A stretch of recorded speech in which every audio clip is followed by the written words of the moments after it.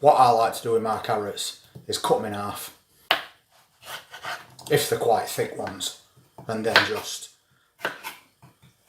crisscross them like that. Some are going to come out bigger chunks than others, but that doesn't matter. I'm just looking for something around that size, because then they're really good for roasting as well.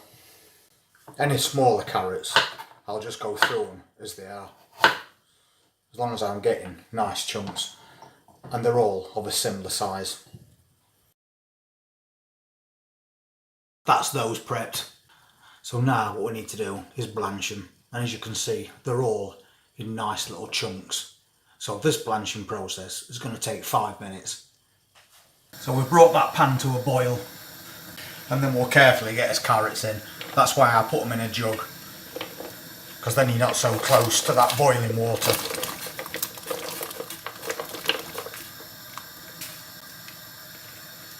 Makes that job a little bit safer. So I'm going to let that come back to a boil, give it 5 minutes, and then we'll be done at that stage. Those carrots have had 5 minutes now, so we'll drain them and stop that cooking process.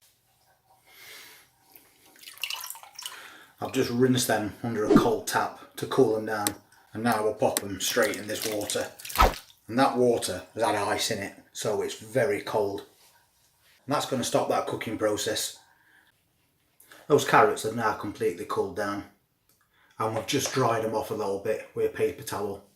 And I've spreading them out onto this plastic lid, because when I freeze these, I want to be able to take out portions at a time, not take out a lump of carrots that's all frozen together. So if I do it like this, we can freeze them and then just take out what we need when we need it. So I'll get them popped in freezer. And about an hour later, these are frozen, but they're frozen individually. So now we can bag them up.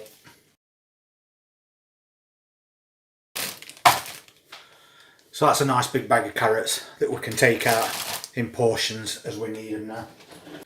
I'm just going to pop a straw in there, and then we can get rid of all that excess air.